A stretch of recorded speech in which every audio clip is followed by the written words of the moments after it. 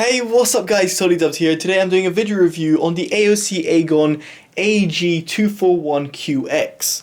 Now the AGON line is the new gaming line from AOC and they're all dedicated to gamers specifically. Now this monitor is a 23.8 inch or 24 inch monitor that runs at 1440p, so that's 2560 times 1440. It has 144 Hz, it runs on a TN panel and has 1 millisecond quoted response time. So those are the overall specifications of the monitor, but what about the price? Now the price of the monitor is actually quite expensive. It comes in at £400.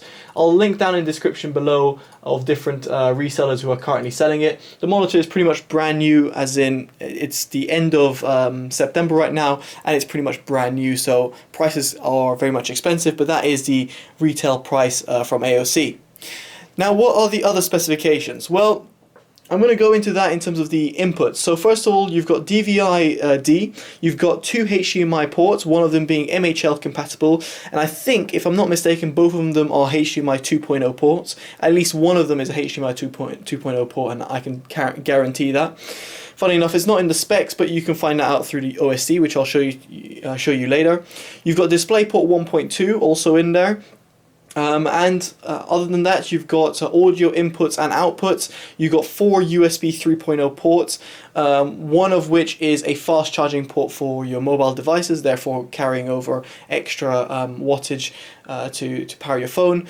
And other than that, you've got the power lead which goes in, and you've got a small little power brick over here which goes into the wall, obviously. Another interesting fact, which I'm going to get into the build quality, is actually the fact that it's got a dedicated headphone stand on the side. Now speaking about the build quality, let's go into it. And I'm just going to take the camera off its stand in order to show you it. So in terms of the build quality, the monitor is actually very well built. It's able to go up and down, tilt, well, I'm trying to tilt it with one hand, but it's able to tilt and also pivot. Now the way it pivots is actually quite interesting. It pivots by the stand, whereas most of them don't actually pivot by the stand, they tilt all over here. You've got a very solid metal frame holding it up over here, and the actual design is useful in terms of for cable management and whatnot. Now as I said, it's got a USB 3.0 ports on the side, 2 here and 2 underneath, but quite interestingly enough, you've got a little headphone stand. Now some people might overlook that, but you'll be surprised at the amount of people who actually like using headphones and ones that are gamers. And this little headphone stand is very simple, very nifty, very strong as well, and yet it will prove useful to a lot of people. Now the bezels of the monitor is very thin, which is great because it doesn't distract you from looking at the screen. So I'm very much impressed with that. The finish is, I would say, like a matte black. It's got the AGON sign over here, and as I said, it's built of a metal in terms of its stand, so it's very much sturdy no matter how much you rock it.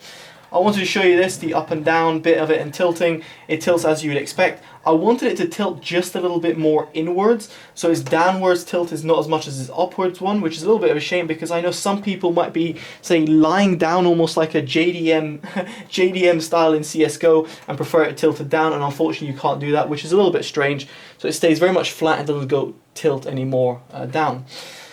At the back you've got a VESA mount 100, so you can change the mount if you so wish. And at the top of the stand, which you won't be able to see, but you've got a little grip which you can carry the monitor, which I can't see that being helpful at all, but it looks nice nevertheless. So in terms of build quality, I'm very much impressed. But what about its panel, which is very much the most important part of this review? So the panel is a TN panel.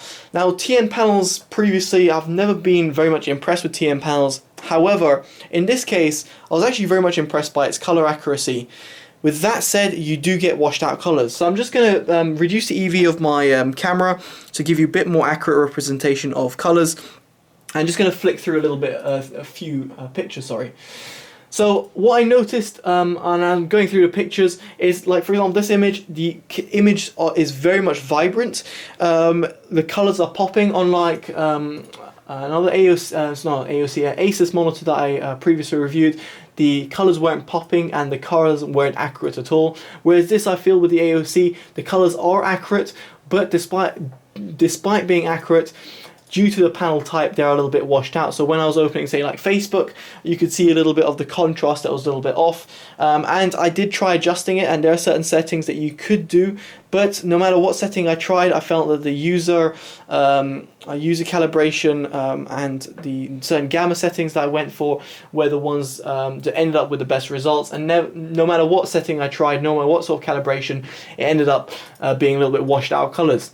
So for a £400 monitor, I must say I would expect a little bit more, but I think this is the limitations of having a TN panel, and there's a trade-off between having a TN or an IPS/PLS panel. And in this respect, I don't think I could have expected that much more. I would have expected a little bit more refinement, or potentially just a little bit more less washed out colors, but I'm being very much analytically here, because in comparison to other TN panels I've come across, you might actually mistake this as an IPS, a slightly washed out IPS panel, which funnily enough I have previously reviewed. So the panel quality is a little bit washed out, but what about its gaming performance? So I play a lot of Counter-Strike, and I'm just going to launch up Counter-Strike and try and show you certain aspects of it. So I'm going to go into this and obviously mute the sound because you don't want to hear that. So when it came to using the monitor in terms of gaming, I think it performed fantastically. Now it's 1 millisecond response time, and its input lag can be boosted down with low input mode, which I'm actually going to show you. And another thing I forgot to show is actually the little control pod that you've got over here. The little control pod over here is very much useful because you can quickly access your gamer profiles, which are 1, 2, and 3, and you can access the menu. You can also access it from the buttons over here, but with this it just makes it so much easier, and it's actually very much responsive. Now through the settings you can change the game settings, which include low input lag mode and overdrive mode, and these are the two modes I want to talk about because they're the ones which are really important for most gamers. So low input lag mode is on, and I found that that's very much good and very much responsive in terms of me using the mouse and the monitor together. Going into overdrive mode, I was actually very much impressed, like with other, certain other monitors that I've reviewed, whereas, previously I've reviewed other monitors where overdrive being enabled seriously dampens the overshoot or the ghosting that you see on a monitor, whereas this, I felt that even on strong mode you noticed a mini bit of ghosting, which I don't think you'll even pick up through the camera, but essentially this backdrop over here should be like so, with weak, as you can see, or off overdrive. You can see there's no sort of shift over here.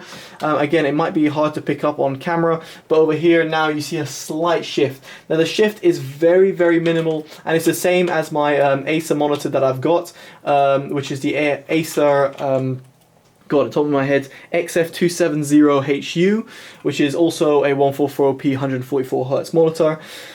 And I feel that both these monitors do fantastic job in overdrive. Now, overdrive, I would suggest it to be enabled and on the highest mode setting if you want it to be as responsive as possible. Considering the fact you get very minimal ghosting or any overshoot in terms of ghosting, I would highly suggest it, and this is how I run my monitor on a daily basis, and in my Acer monitor on a daily basis, simply because I don't see much ghosting. Whereas with other monitors, as I mentioned, you do notice it. So, in terms of its gaming performance, it is absolutely fantastic. I noticed no sort of problems in terms of input lag or in a response time. The resolution is fantastic, 1440p. Now obviously a game like Counter-Strike can't really benefit from it that much, but even then you still do notice 1440p over a 1080p monitor. And just generally, because the colors are decent, they're not fantastic, you do notice all these lovely colors throughout the game. Again, Counter-Strike not being the best game, but you can notice the difference between this one and a washed out 1080p TN panel from Asus.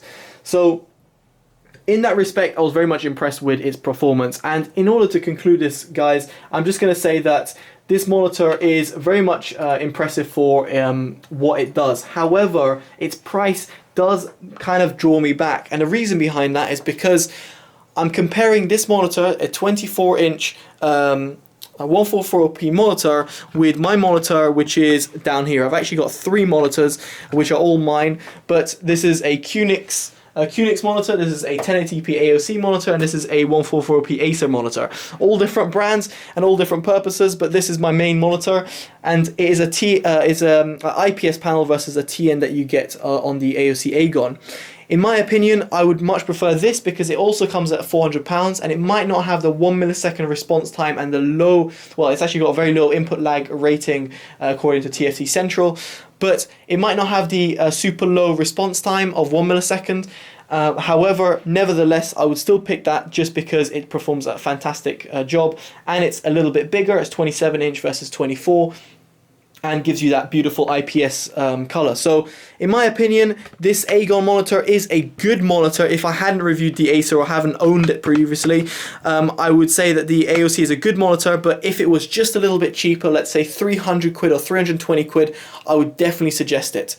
There we go, guys. Hopefully you've enjoyed my review. Make sure you like, comment, and subscribe, and let me know for this unbiased, unpaid review. Take care, guys. Bye-bye.